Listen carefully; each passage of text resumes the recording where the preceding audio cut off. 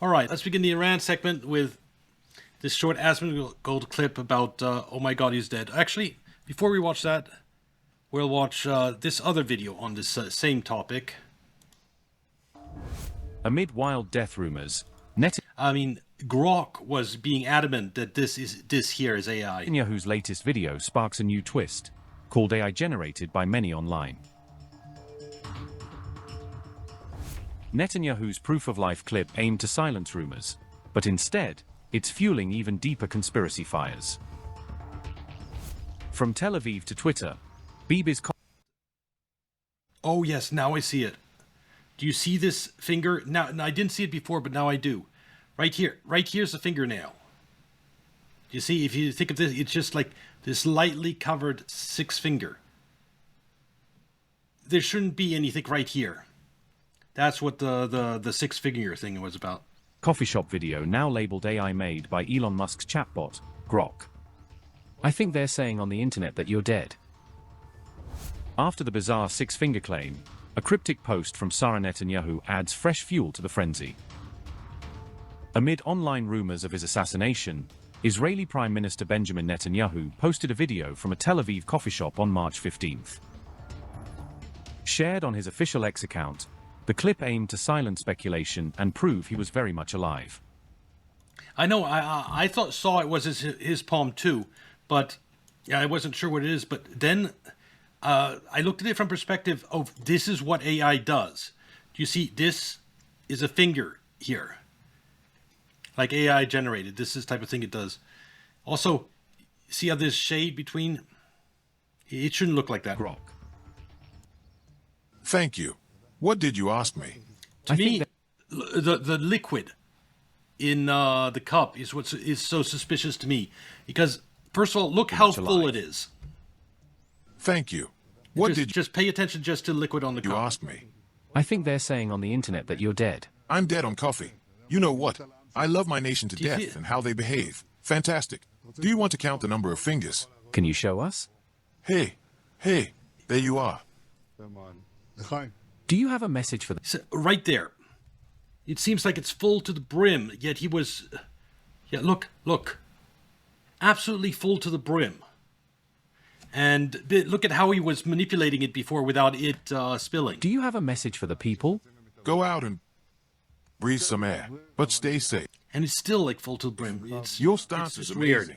It gives me strength. Yeah, the way he moves it fast, it seems weird. I think it's very dangerous. However, the footage itself sparked fresh controversy, with many online look at that. Look at that. users claiming that it too was AI generated. Look at that. Some users even pointed to earlier videos, alleging that Netanyahu appeared with 6 fingers on one hand. Those bizarre claims were swiftly dismissed as false. Okay, so anyway, now let's have a look at this video. By the way, I'm saying those 2 videos are suspicious. I'm not saying he's dead. He could be, like, injured, and he doesn't want to be seen injured because that would be humiliating and that would give Iran a huge propaganda thing. So, like, even if he had a small gash on his head, he might be doing this AI stuff. Of course, he might be dead. I don't know. Get your tinfoil hat. The new BB video dropped. Is there another one? I haven't even seen that. So this is the new video that everybody now thinks is once again fake. True. So...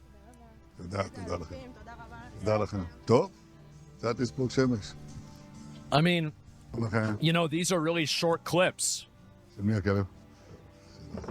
What, did they not get the pro version for Gemini? The AI walk? That's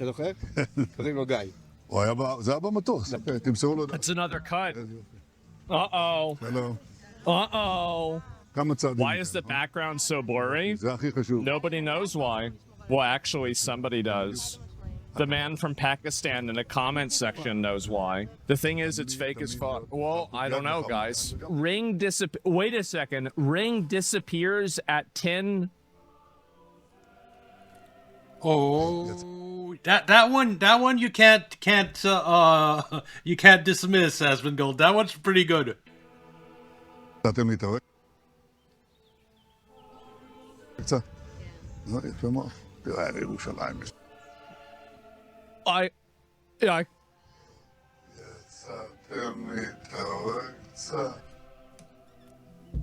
Yeah. 20 now it's not so much a joke anymore, is it, Asmongold? 6 seconds. Okay, here we go. We're gonna put this on maximum quality. Okay, there's the ring. I'm gonna track it with the mouse.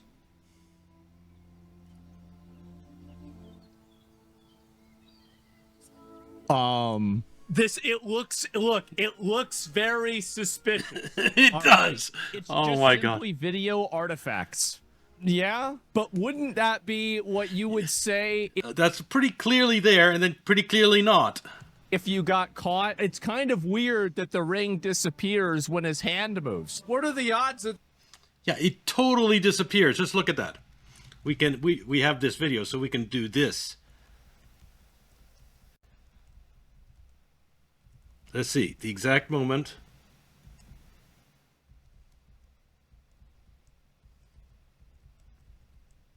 There, it's here. It's gone.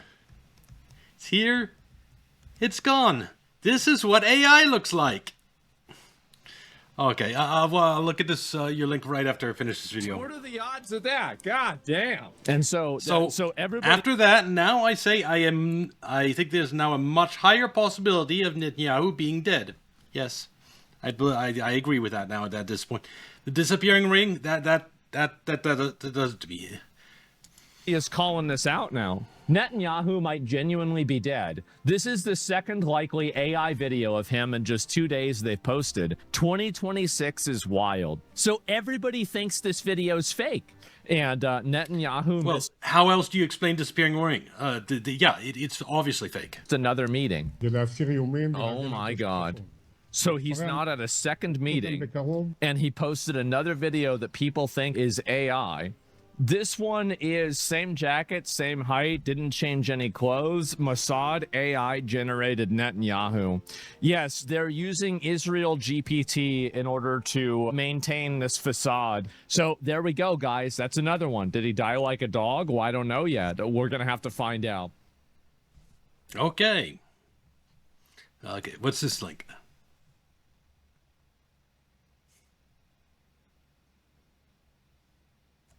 Oh, look. Oh, that is perfect. That is perfect. מה שאלת אותי? ראש שלום אומרים ברשת שאתה בכלל מת? אני מת על קפה, אתה יודע מה? אני מת על העם שלי. איך הם מתנהגים, פנטסטי. אתה רוצה לספור את מספר אצבעות? אתה יכול להראות לנו? היית? And the same unnatural movement of this cup of overly filled coffee. ראש של המסר לאנשים שיוצאים ומתאווררים? לצאת להתאוורר, אבל ליד מרחב מוגן. והעמידה שלכם היא מדהימה, נותנת כוח לי, לממשלה, לצה"ל, למוסד, אנחנו עושים... Yeah, thanks for that link. That's hilarious. That's making so much fun of. Get your tinfoil hat, the new BB. No, don't need a tinfoil hat for this one. A disappearing ring. That's that's really bad.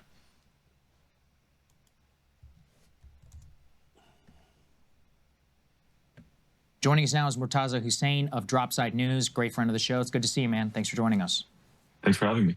All right, so let's break down some of the military interceptor problem that we're already beginning to see in Israel. First, we're going to start with C1. We have a video here from NBC News, been verified, but we're all going to watch. I mean, this is the problem in a nutshell. This is select this video just because this video is incredible. Look at this. You are watching two Israeli interceptors try to shoot down this incoming Iranian missile. They both miss, and you watch as it strikes deep in the heart of Tel Aviv, in the middle of a city. This comes on the heel, Maz, of this new report from my friend Shelby Talcott. That's incredible. Let's watch it again.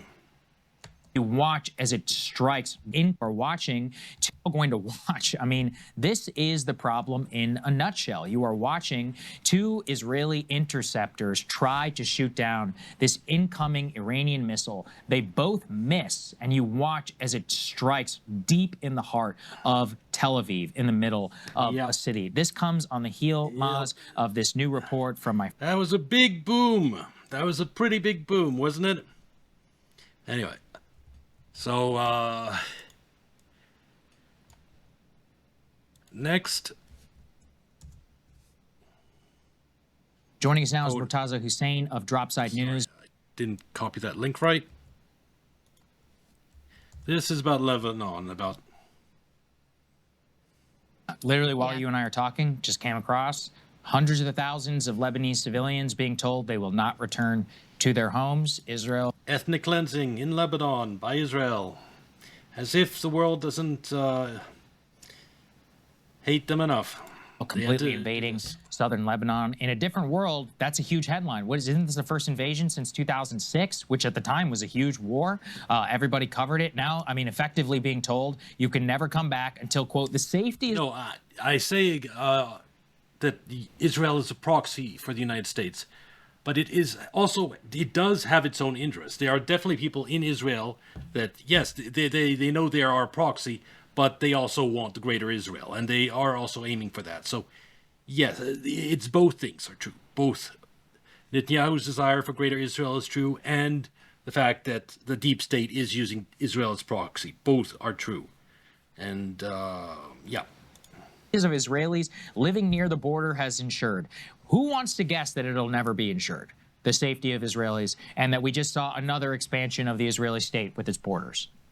Yep, probably. Yep. Except if this goes really badly and the United States forced to pull back from the region, Israel might be forced to be a lot more reasonable in the future. That's what my hope. Absolutely, this is there's many precedents for this in the past, and according to the Israeli state ideology, the more hardcore versions of it, southern Lebanon is part of Israel, so right. They have been territorially. Well, if you find some really funny ones, just you're welcome to share. I'd love it. And then there's this. Mm-hmm. Well, thank you so much for. Oh, go ahead, Chris. One last for you. Let's put C7 up on the screen. I mean, this footage is just unbelievable of a drone that has pierced a U.S. base, and you can see it, just flying around at will, going wherever it wants to go. And ultimately, we can continue keeping this up on the screen. Ultimately, it hones in on a target and goes in here and causes some level of damage. And we know that U.S. bases around the region have been damaged. I mean, there's a good... Oh, that's a short-range drone that was used to strike a U.S. base. That's, yeah, of course, there's going to be people sympathetic to Iran or actual Iranian agents in the Gulf states doing this. Yep. Good chance that this effectively ends the U.S. as the global superpower, as the, invincible. It's going to huge ding on the U.S.'s reputation. That is true. Okay, what else? What's next do I have?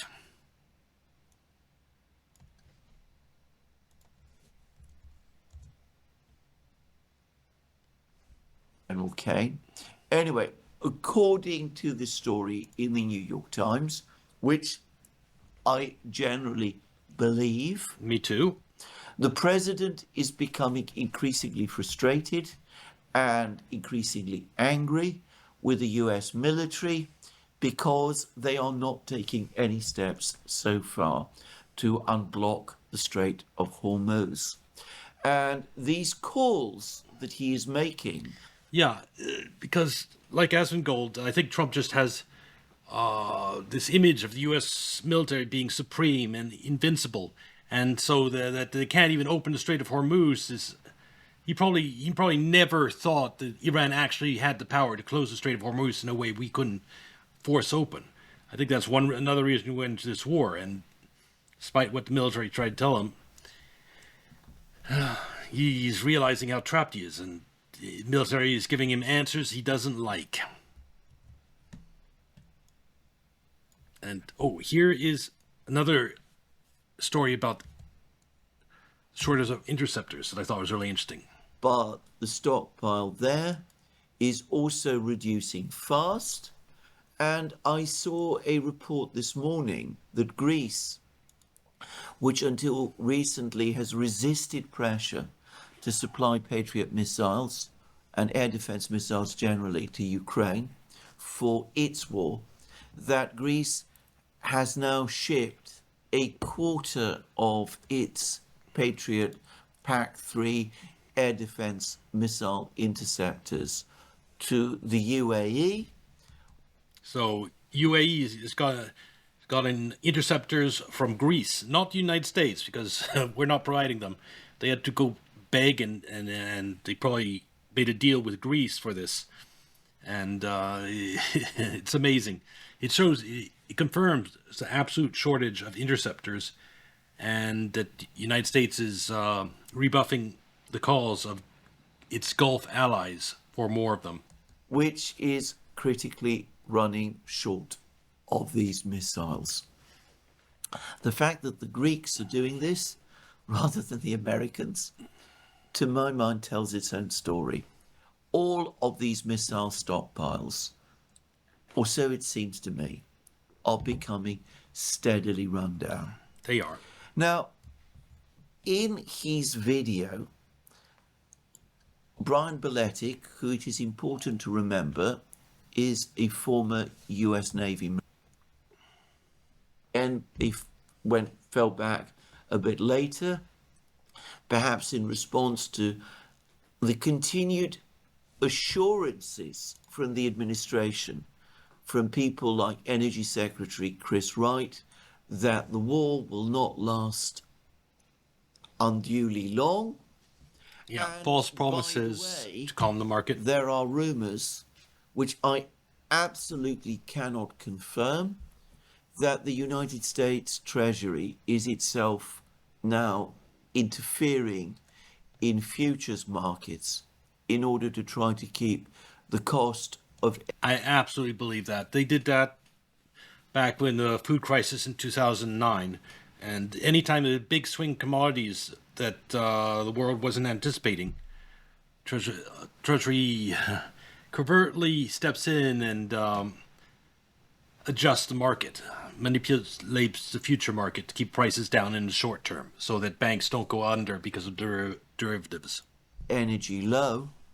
There have been various complaints about this from participants in these energy markets. There's a good discussion of this by Eve Smith on Naked Capitalism, and there have also been articles about it in the Financial Times and on Zero Hedge. I'm not going to discuss... You read Zero Hedge too. That's another reason I include this segment.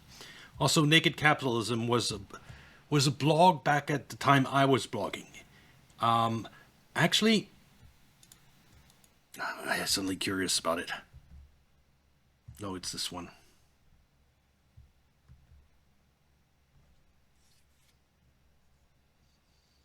This is my website. I had a blog roll. Oh, Naked Capital. Zero Hedge was there, though. But Naked Capital was one of the blogs I remember from back then. Market Watch. Wonder how many of these are still active. All my sources of news back during the 2008 financial crisis. All right.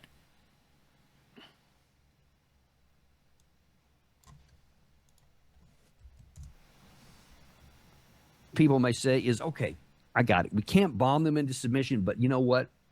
Ground troops, I didn't want to do it. We didn't want to go down that path, but I think that that's what it's going to require now. President Trump is definitely thinking about this. It's already been leaked in some of the media that that's on the table for consideration.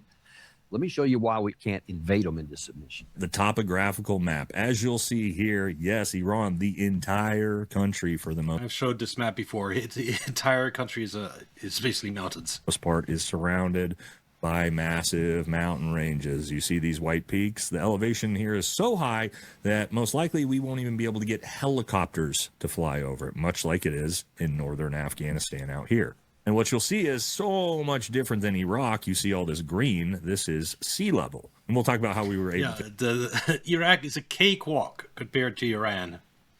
Invade Iraq here in a second. But again, really the only easy way into this country, especially if you're trying to get up here to Tehran, is in through the east side of the country, right here through... Apparently some rowdy troops will yell out, "For Epstein!" I found out, no.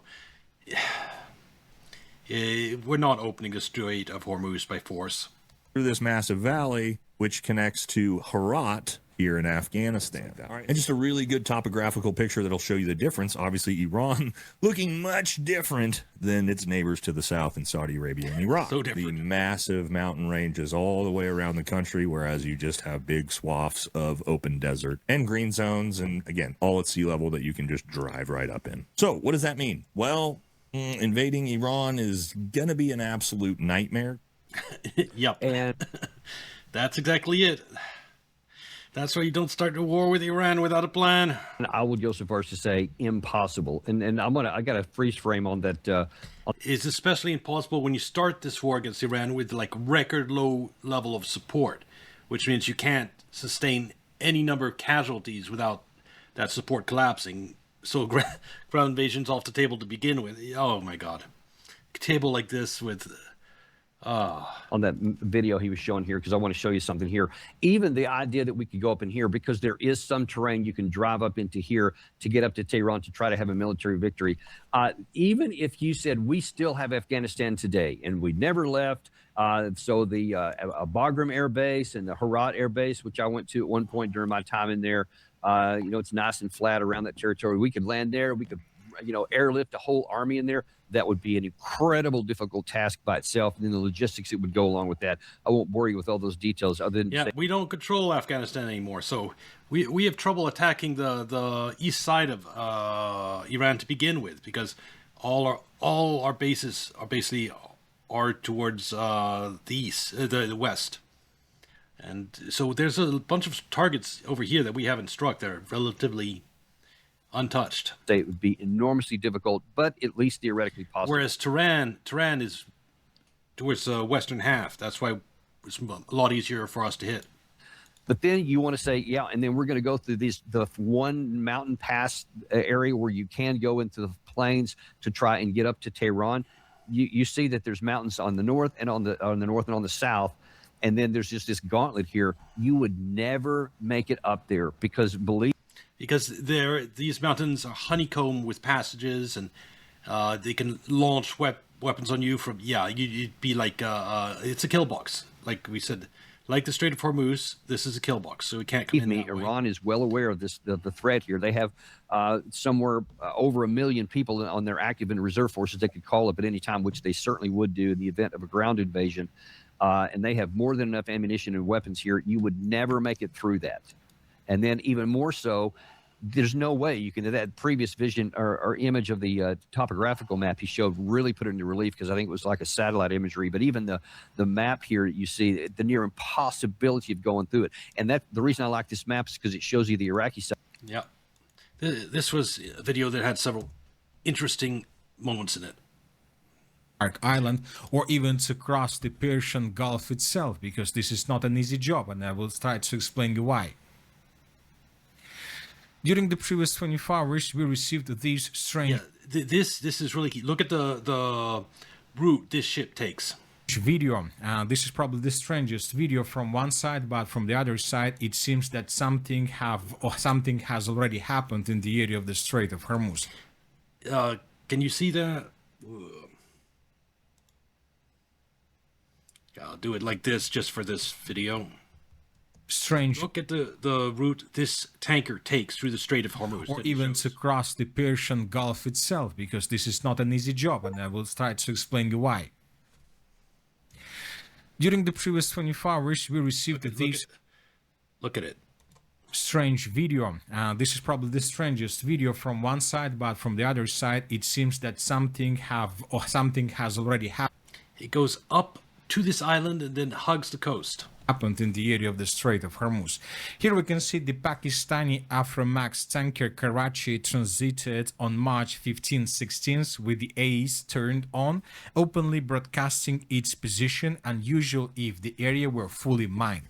So, and it hugged Iranian waters, suggesting controlled or safer lines. So according to this video, we see that the Pakistani tanker carrier was moving, was sailing exactly along or something like this, along this line between to the north of the island of Larak Island, to the south of the Hormuz Island, and this vessel moved in the eastern direction, and then this vessel began moving in the southern direction, trying to leave the Strait of Hormuz. Yeah, that's it, the exact path to this vessel began moving in the southern direction, trying to leave the Strait. Yeah, so why go all the way up like this? Well, reason is because this area has probably been mined. Strait of Hormuz. So several experts are trying to tell us that the Iranians have already mined a part of the Strait of Hormuz, something like this, and which means that if, of course, this information is correct, then this, no matter how many vessels, military corps, the United States of America send in the direction of the Middle East, they will not be able to pass the Strait of. Planes aren't going past the mountains. If you look at the data, you can see it. Oh yeah, on the map of Iran, yeah, that's what I've heard. They claim air dominance, but the planes have never gone over the middle and the east of the country. They haven't been using gravity bombs. They've been using smart bombs or things that can be fired from hundreds of miles away without being damaged, which means that if this amphibious group is moving in this area, the only thing that this amphibious group will be able to do is to land, of course, to carry out the ground operation, but most likely somewhere in the southeast. You have to understand, all this coast, even from here all the way to like here, Iranians can threaten ships. Even here, it's far away. It's not as close, but still, the drones can reach this far easily. You need to take this entire chunk of Iran to truly open the Strait of Hormuz, and this is a mountainous. Oh, it'd be an absolute nightmare. Part of Iran without entering the Strait of Hormuz itself, which means that the Strait of Hormuz. They put it to you this way: what the Russians are facing in Ukraine would be a cakewalk compared to the entrenched Iranian forces in this area, and they guarantee you they have drones. Will remain blocked by the Iranians. We actually did see them actually target a U.S. base with a drone earlier in this video. So they definitely have drones. And the United States of America will carry out another ground operation attacking this territory from another side. So as you can see, not everything is not so simple, and we see that the conflict from one side is reducing. We're talking about attacks, we're talking about the drone usage, because now everybody understands that the most important thing is the Strait of Hormuz, and only the unblocking of the Strait of Hormuz will determine when the conflict, when the stabilization comes in this region. So there are two ways: either the physical unblocking of the strait or the diplomatic unblocking. But the diplomatic conditions for unblocking of the Strait of Hormuz is something unacceptable by the United States of America. Furthermore, we should keep in our minds the situation with. He also on his map has the location of two aircraft carriers. One of them is here, and the other one is here. And he's going to talk about it a bit, but Iranians have been bombing the east side of the United Emirates because it's one place they can sort of try to bypass the Strait of Hormuz. So they're trying to destroy all the oil infrastructure here. I'll get to it in a second. The aircraft carrier groups, these attack groups are located both in the Arabian Sea and the Red Sea, without any chances to move further, because if the Gerald Air Force aircraft carrier group begins. It's narrow, it's not a kill box with the Houthis here. They don't have as many weapons as Iran, but this is tiny, narrow place, and you don't want to stick an aircraft carrier in there. Moving in the southern direction, very likely the Houthis will determine these steps as aggression, and they will attack this aircraft carrier group with hypersonic missiles. And of course, the SATCOM will never risk with this aircraft carrier group in this case. And as for the Abraham Lincoln, we see that this aircraft carrier group is completely concentrated on protection of the southern part of the state of Oman. We're talking about the city of Salah and the port infrastructure of the city. We have a lots of, as you can see, oil refineries in this area that works with the purpose to stabilize global oil trade market. So they're protecting the oil, any oil that might be being shipped out through here. And we cannot say about the same thing about the United Arab Emirates. We see that the Iranians continue attacking oil infrastructure of the state in its east. Yeah, so Iran is this area. It wants to stop all oil exports, so it's destroying these areas. Parts, the only possible or more or less reliable roads for the United Arab Emirates to expand their export or to replace the lost, lost export capabilities with this situation. But we see that the Iranians are attacking this territory with missiles and with drones. And today we got several reports that either the United Arab Emirates have already halted use this infrastructure or are about to do this. Anyway, so the Iran shutting this down too. The situation is very, because this, if you remember, if you look at the maps of the ship, there's a huge bunch of ships all here and right up to here. This is just sort of outside the range of a lot of Iranian missiles, and like it's 2 times the Strait of Hormuz. It's starting to be a little bit safer out here, but so that's why they're using missiles to destroy the oil infrastructure so that they can't use it for export.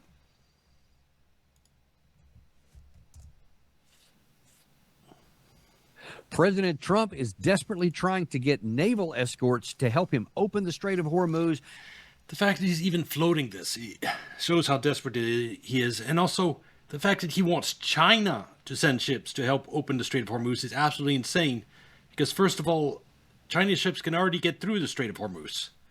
And second of all, China is Iran's ally. Yeah, it's just insane. And to get that pesky little thing off the table called the blockage of the global commodity of oil through the Persian Gulf, through the Strait of Hormuz and onto the rest of the world. Is he going to succeed? Nope. Is the Iranian government going to be bombed into submission if they don't open it up? And has President Trump won already? We're going to try and assess this position today and exactly where we are in this with Trita Parsi. Pleasure to have you back on the show today, Executive Vice President of Quincy Institute. And you see there, TritaParsi.com. He's got his own information there. Definitely follow him. Trita, welcome back to the show as always. Great to be back. Thank you so much for having me again.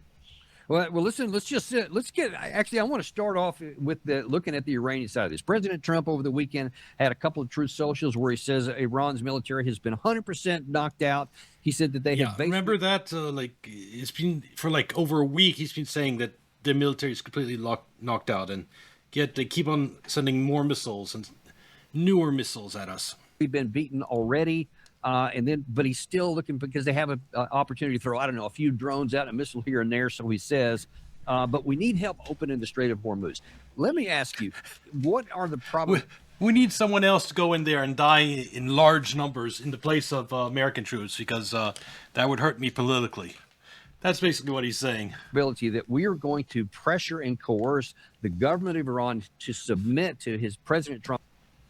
I will also add that, again, Iran could have never closed the Strait of Hormuz if Trump hadn't done such an incredibly aggressive strike and killed the supreme leader and all these leaders and basically crossed every red line. If, let's say last year during the 12-day war, if Iran had tried to close the Strait of Hormuz, a lot of more countries would have been open to the possibility of sending ships to help America open them again. Last year during the 12-day war, yeah, it wouldn't have been politically possible for them to close the Strait of Hormuz. We gave them this opportunity because now everyone knows that the United States started this by basically killing Supreme Leader, their Pope, and bombing and killing all, and their one-sided air campaign during negotiations. And so no one really wants to have their citizens die for the U.S.'s mistake. And it's just very unattractive proposition right now. Whereas, I think Trump wants it secured. He'll have to send in U.S. troops. Trump's terms and open that Strait of Hormuz? Can we bomb them into submission? Within the time frame that Trump has, meaning before. Oh yeah, I heard that. I heard that. I forget who it was. Whether it's the Secretary of Defense or of Secretary of War said that we didn't start this war, but we'll finish it. It's insane. The pressure economically on him will become unbearable. I would say the chances are zero. I think, however, the strait can be open, but that would require a negotiation, and it would require some measures from the other side. I think Trump essentially is going to have to offer sanctions relief. Because you see, for the first time in a very long time, the Iranians actually have leverage. Yes, and we gave it to them. I find it extremely unlikely that they will give up that leverage for free without a price. Now, they may very well overplay their hand, but that further than... Hey, Sun by Soma. How's it going? Are the bombs still falling? Or has it been a quiet day? Yep, the bomb's still falling. Also, in the last video we looked at,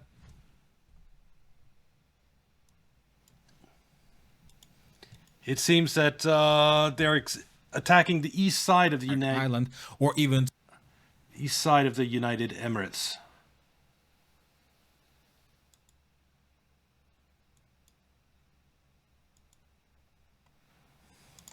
All the refineries in this area that works with the purpose to the same thing about the United Arab Emirates. We see that the Iranians continue attacking oil infrastructure of the state in its eastern parts, the only possible.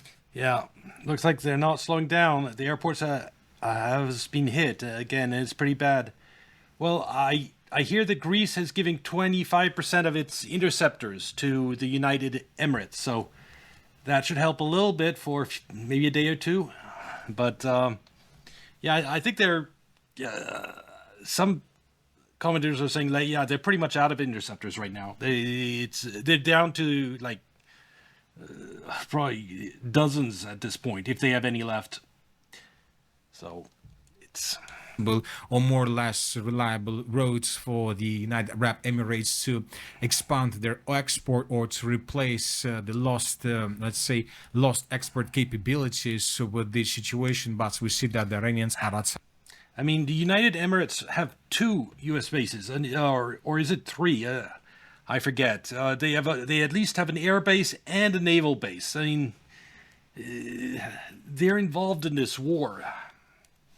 And if we're going over and bombing their infrastructure, and attacks on Iran's infrastructure are being launched from United Emirates, it's not great, but I understand why they target airports. Hopefully it's not the crowded parts. Hopefully it's like just fuel and stuff.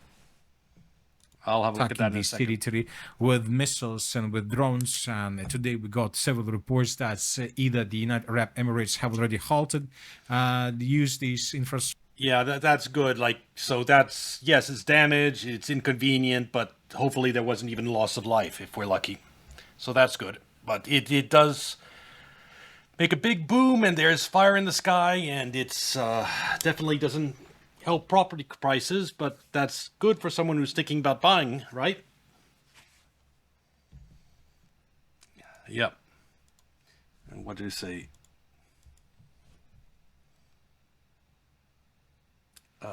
2 hours ago, another Iranian missile barrage being launched towards northern Israel. You know, I really wish AI wasn't a thing at a time like that, so that all the footage that we saw, we knew was real. That'd be so nice, wouldn't it?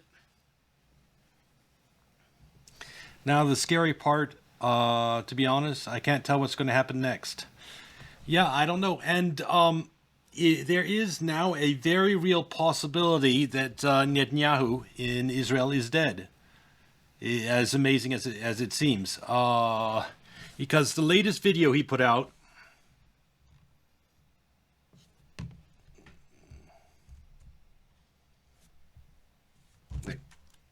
my mouse is dying. That's the problem. 1 second.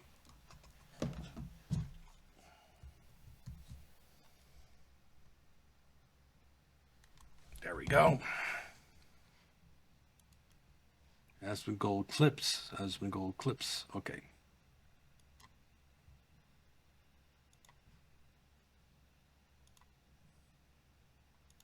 Get your tinfoil hat. I'm just showing you this again because you haven't seen it. Look at the ring. Look at the ring here. Ring disappear. Wait a second. Ring disappears at 26. This is Ring disappears at 10. Yes, you've seen it. Yeah. It's So he might be he could be just injured, but he's either injured or dead. There's no other reason to put out a video like this. He's either injured or dead, and that's amazing. Show that they're going to drive a very hard bargain. And I want to give you an example of crazy world, an event in history that I think. Well, I'm sort of sad that Netanyahu started this mess, and he's not going to be around to suffer through it. And then again, yeah, he could also be trying to make people think he's dead, so it prevents himself from being a target. No, it looks too bad. It looks so bad for him politically. I don't think so. I think it's possible that he's injured, or and not dead. That I accept, and he doesn't want to like appear on camera with like broken arm or disfigured face, and so he's doing these AIs. That's a possibility, but no, if he was alive and healthy, he'd just do a real clip somewhere. I think has profoundly impacted the thinking of many in the U.S. government when it comes to pressure and when pressure will be enough with the Iranians. So in 1988... It's pretty impressive that Iran managed to hit close enough to him to actually hurt him, because he was at least hurt. That's my interpretation. Hurt or dead. And that's pretty impressive for the Iranians.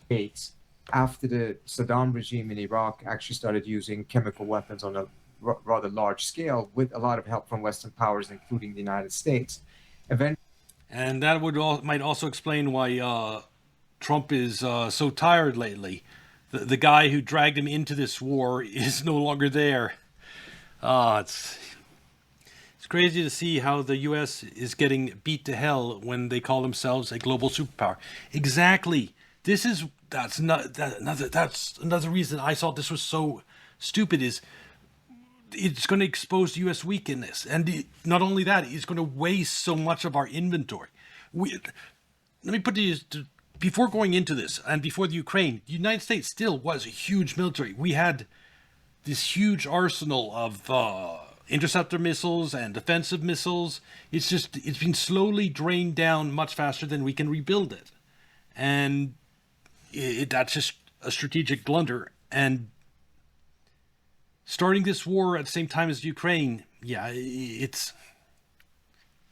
You did see that video the other day about that the head of Iranian covert operations was probably a Mossad asset, and he helped set up the strike that killed the supreme leader, and then was apprehended.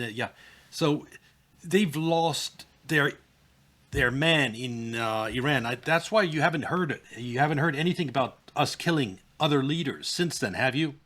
Like, we used to knock off new Iranian leaders left and right. That isn't happening anymore. I think that the entire Iran war, from Israeli and Trump's perspective, depended on that guy. He was supposed to be the regime change guy, and when counterintelligence picked him up, oh my God, Trump was just so fucked. Eventually, Ayatollah Khomeini agreed to a ceasefire, and he gave this speech that became historic, in which he said that this decision is so bitter, it is equivalent to drinking a chalice of poison, because he wanted to continue the war until victory. This is oftentimes used as an example that, yes, a little bit of a pressure will not work with... Yeah, never be seen same light again. And that'll impact alliances. Like, if you're a Gulf state, do you still want a U.S. military base in the Gulf after this? When it's shown that the U.S. can't protect any of our Gulf nations, allies. What's the point of having the U.S. there? It's just an albatross. It'll get you attacked and damaged rather than make you secured. The Iranians, you just have to have an overwhelming amount of pressure, and then they will relent. Well, bottom line is, it's important to keep in mind, Khomeini's decision in 1988 was to agree to a ceasefire. That's what was as painful as drinking. Yeah. So what they agreed to back then, just a ceasefire, was so painful it was like swallowing poison. And what Trump's demanding now is unconditional surrender. Do you think that there's any chance they'll agree to that? A chalice of poison. It was not a decision to capitulate and surrender, which is what Trump is demanding. I just don't see that happening at all. So it doesn't matter. Let me ask you, there's another lesson I think which is learned. I think the Israelis dragged Trump into this. They had this belief that they could do regime change using their inside guy, Carney. And in order to get Trump in, they made him all types of promises that U.S. military can do this and that. There'll be no problems. And Trump, a lot of the bluster right now is that he's being fed so much bad information. He doesn't really understand what's going on, I think. Like the fact that he asked China to send ships to unblock the Strait of Hormuz. That's insane. Chinese ships are already going through. You tell me if it's inaccurately from last year when President Trump said, look, we have, bombed them. We blew up all of their nuclear facilities, obliterated them. Israel was attacking all this. And after 12 days, they begged for a ceasefire because they were hitting too hard. Now that it seems we're trying to reprise that, is that what happened last year? No, it is not what happened last year.